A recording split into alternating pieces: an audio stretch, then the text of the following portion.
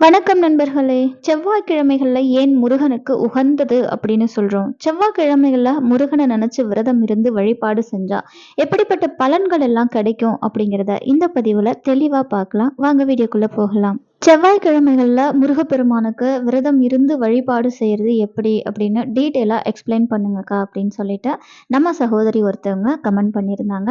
அவங்களுக்காக தான் இந்த வீடியோ போஸ்ட் பண்ணியிருக்கேன். இது போலவே உங்களுக்கு எந்த தகவல் ஆன்மீகம் சம்பந்தப்பட்ட தகவலாக இருந்தால் கண்டிப்பாக மறக்காம கமெண்ட் பண்ணுங்க. உங்களுக்கு செய்முறை விளக்கத்தோட வீடியோ கொடுக்கப்படும். இப்போ செவ்வாய்க்கிழமை அப்படின்னாலே முருகனுக்கு உரிய நாள் அப்படின்னு சொல்லுவோம். அதனால செவ்வாய்க்கிழமையில முருகனை வழிபாடு செய்கிறோம் அப்படின்னா நம்ம நம்ம வாழ்க்கையில நிறைய பலன்கள் நம்ம அடையலாம். அது என்னென்ன அப்படிங்கிறத இந்த வீடியோல ஒவ்வொன்றா பார்க்கலாம். பொதுவாகவே முருகனை நினைச்சு எப்போ வழிபாடு செஞ்சாலும் சரி, வழிபாடு கூட இல்லைங்க, முருகான நினைச்சாலே போதும் துன்பங்கள் பறந்து விடும் அப்படின்னு சொல்லுவாங்க. அப்படிப்பட்ட முருகப்பெருமானை நினைச்சு செவ்வாய்க்கிழமைகள்ல அதுவும் விரதம் இருந்து வழிபாடு செஞ்சோம் அப்படின்னா ஏகப்பட்ட பலன்கள் நம்ம சேரும் அப்படின்னு தானே அர்த்தம்.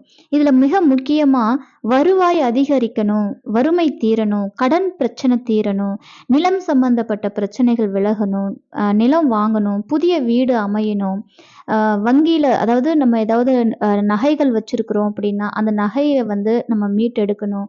இந்த மாதிரி பல விஷயங்கள் நம்ம இந்த செவ்வாய்க்கிழமை விரதத்தின் மூலமா நம்ம பயன்பெறலாம்.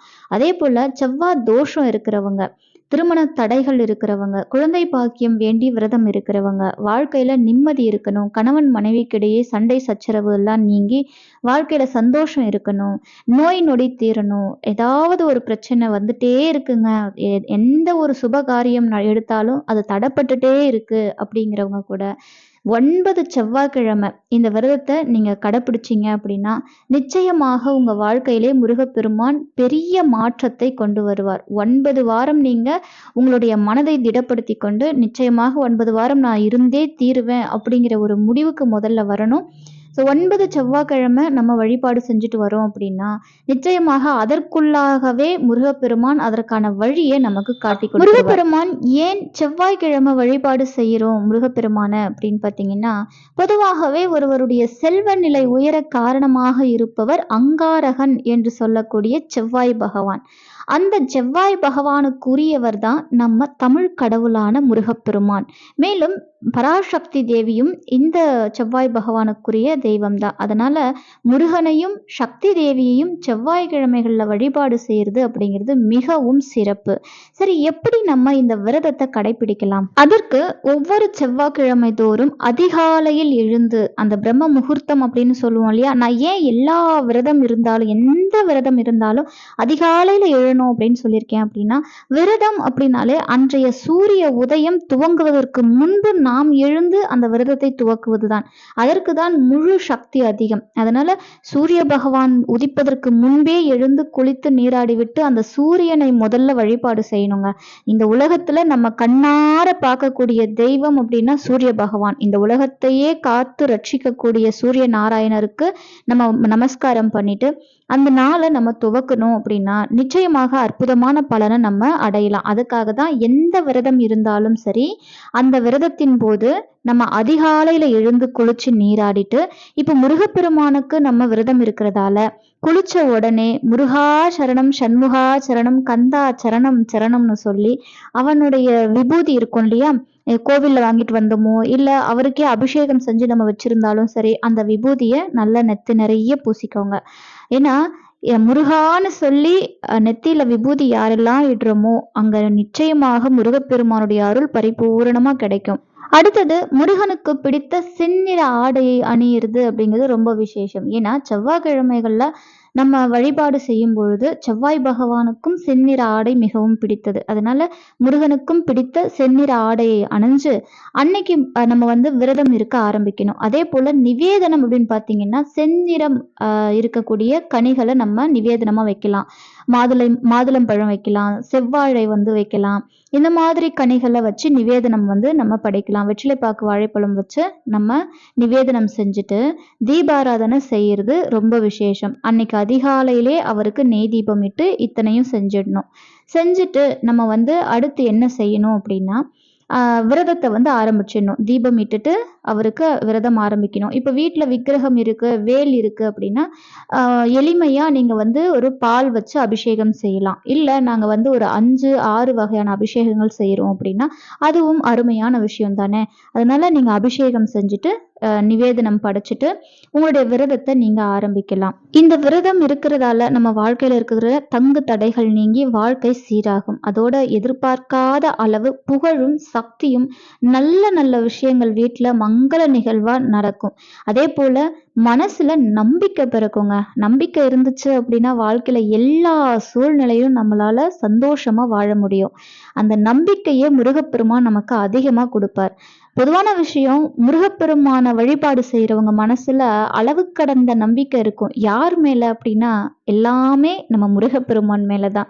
காரணம், எது நடந்தாலும் சரி முருகன் கூட இருக்கான், முருகன் வந்துருவான், முருகன் காப்பாத்திருவான் அப்படிங்கிற நம்பிக்கைய முருகப்பெருமான் தன்னுடைய பக்தர்கள் மனசுல ஆழமா பதிய வைக்குவார். அதுதான் அவரை வழிபாடு செய்யறவங்களுக்கு அவர் கொடுக்கிற அருளாசி. அந்த நம்பிக்கையோடவே முருகப்பெருமான நம்ம விரதம் இருந்து வழிபாடு செய்யணும். முருகப்பெருமானுடைய வேலை வணங்குவதை தவிர வேறென்ன வேலை அப்படின்னு வீட்டுல வேல் வச்சு வழிபாடு செய்யறது ஆகச் சிறந்த வழிபாடு.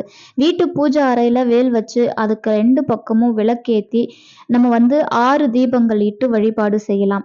இல்ல நம்ம வந்து ஷட்கோண கோலம் இட்டு ஒரே ஒரு தீபம், நெய் தீபம் ஏற்றி வழிபாடு செய்யலாம். இப்படி செய்யறதால வாழ்க்கையில சீரும் சிறப்பும் வந்து சேரும். இதுல எல்லளவும் உங்களுக்கு சந்தேகம் வேண்டாம். அதே போல விரதம் இருக்கக்கூடிய செவ்வாய்க்கிழமை அன்னைக்கு நம்ம செய்ய வேண்டிய மிக முக்கியமான செயல் என்ன அப்படின்னா, அன்னைக்கு நீங்க விரதம் இருக்கிற அந்த நாள்ல யாராவது ஒருத்தருக்காவது நீங்க அன்னதானம் செய்யணுங்க. இத 9 வாரமும் தொடர்ந்து கடைப்பிடிங்க. ஏன்னா அந்த முருகப்பெருமானே கூட உங்க வீட்டுல உணவருந்த வரலாம். அந்த முருகனே கூட உங்களுக்கு அந்த பாக்கியத்தை கொடுக்கலாம். அதனால அந்த ஒவ்வொரு செவ்வாய்க்கிழமையும் உங்களால முடிஞ்சா எத்தனை பேருக்கு வேணா சாப்பாடு கொடுங்க.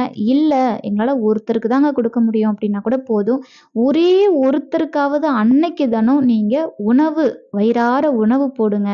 ஏன்னா அன்னதான பிரபு என் அப்பன் முருகப்பெருமான். அதனால அவருக்காக வேண்டிக்கிட்டு நம்ம விரதம் இருக்கும் காலகட்டத்துல யாராவது ஒருத்தருடைய பசிய தீருங்க. அதுதான் வந்து முருகனை காணக்கூடிய ஒரு அழகான வழி. அதே போல அன்னைக்கு தினம், அதாவது செவ்வாய்க்கிழமைகள் நீங்க விரதம் இருக்கிறீங்க இல்லையா, அன்னைக்கு தினம் வந்து நீங்க மௌன விரதம் கூட கடைப்பிடிக்கலாம். ஒரு சிலர் வந்து செவ்வாய்க்கிழமை மௌன விரதம் இருப்பாங்க. அதுவும் விசேஷம்தான். அப்போ அதாவது ஒரு வேளை உணவை தவிர்த்து நீங்க விரதம் இருந்தாலும் சரி, அல்லது மௌன விரதம் இருந்தாலும் சரி, இல்ல செவ்வாய்க்கிழமை முழுக்க விரதம் இருந்து அன்னைக்கு மாலையில முருகப்பெருமான போய் தரிசனம் பண்ணிட்டு வந்து பக்கத்துல கோவிலுக்கு போயிட்டு வந்து உங்களுடைய விரதத்தை முடிக்கிறது இருந்தாலும் சரி, உங்களுடைய விருப்பம் எதுவோ, உங்களுடைய உடல்நிலையை சார்ந்து எது உங்களுக்கு சாத்தியமோ அந்த விரதத்தை நீங்க கடைபிடிங்க. அப்படி முடிச்சுட்டு ஒவ்வொரு செவ்வாய்க்கிழமையும் கண்டிப்பாக முருகன் கோவில் போயிட்டு வரணும். விரதம் இருக்க காலகட்டங்கள்ல முருகன் கோவில் போயிட்டு வந்துதான் உங்களுடைய விரதத்தை முடிக்கணும். அப்படி இல்லையா, கோவில்லே கூட பிரசாதம் கொடுக்குறாங்களா, அங்கேயே முருகப்பெருமானுடைய திருநாமத்தை சொல்லி உங்களுடைய விரதத்தை முடிக்கலாம். இப்படி உங்களுடைய விரதம் 9 வாரம் தொடரணுங்க. இந்த 9 வாரமும் வெற்றிலை தீபம் போடுறீங்க அப்படின்னா அது இன்னமும் கூடுதல் சிறப்பு. ஏன்னா வெற்றிலை தீபம் அப்படிங்கிறதே நம்ம எடுத்த காரியத்திற்கு வெற்றியை அளிக்கக்கூடியது. அதனால அதையும் நீங்க செய்யலாம். இப்படி உங்களுடைய விரதம் வந்து 9 வாரம் நீங்க தொடர்ந்து செய்றீங்க அப்படின்னா நீங்க எடுத்த காரியத்துல வெற்றி அடைவீங்க. நிச்சயமாக முருகப்பெருமான் அதற்கான வழியை உங்களுக்கு கண்டிப்பா காட்டி விடுவார். அதே போல சஷ்டி விரதம், அதாவது விசாகம், முருகனுக்குரிய ஜென்ம நட்சத்திரமான விசாக நட்சத்திரம், முருகனுக்கு மிகவும் உகந்த கார்த்திகை நட்சத்திரம் வரக்கூடிய நாட்கள்ல கூட இதே போல உங்களுடைய விரதத்தை தொடரலாம். செவ்வாய்க்கிழமையில எப்படிப்பட்ட விரதம் இருக்கிறோமோ அதையே நம்ம அன்னைக்கு தினமும் செய்யலாம். ஆக முருகப்பெருமானை எப்படி நினைச்சாலும் சரி, முருகப்பெருமான் அந்த இடத்துல வந்து உங்களுக்கு அருள் புரிவார். இதுல இன்னொரு மிக முக்கியமான விஷயம் என்ன அப்படின்னா, விரத நேரங்கள்ல முருகப்பெருமான வழிபாடு செய்யக்கூடிய அந்த காலகட்டங்கள்ல நிச்சயமாக நாம கந்த சஷ்டி கவசம், கந்தர் அனுபூதி, திருப்புகழ், கந்தர் அலங்காரம், இப்படி முருகனுக்குரிய ஏதேனும் ஒரு பாராயண பாடலை பாடுறது அப்படிங்கிறது ரொம்ப ரொம்ப விசேஷம். நம்ம சேனல்ல இந்த 48 நாட்கள் விரத காலங்கள்ல தினமும் கந்தர் அனுபூதி பாடலை வந்து நான் ஷார்ட்ஸ் வீடியோ மூலமா கொடுத்துட்டு இருக்கிறேன். மறக்காம பாருங்க. உங்களுக்கு இந்த வீடியோ பயனுள்ளதா இருக்கும் அப்படின்னு நினைக்கிறேன். இந்த வீடியோ பிடிச்சிருந்தா மறக்காம லைக் பண்ணுங்க, ஷேர் பண்ணுங்க, கமெண்ட் பண்ணுங்க, சப்ஸ்கிரைப் பண்ணிக்கோங்க. மேல உங்களுக்கு ஏதாவது டவுட் இருக்கு அப்படின்னா மறக்காம கமெண்ட்ல சொல்லுங்க. அதுக்கான வீடியோ நான் கண்டிப்பா எக்ஸ்பிளைன் பண்றேன். Thank you so much. Next விலாக்ல பார்க்கலாம். பாய்.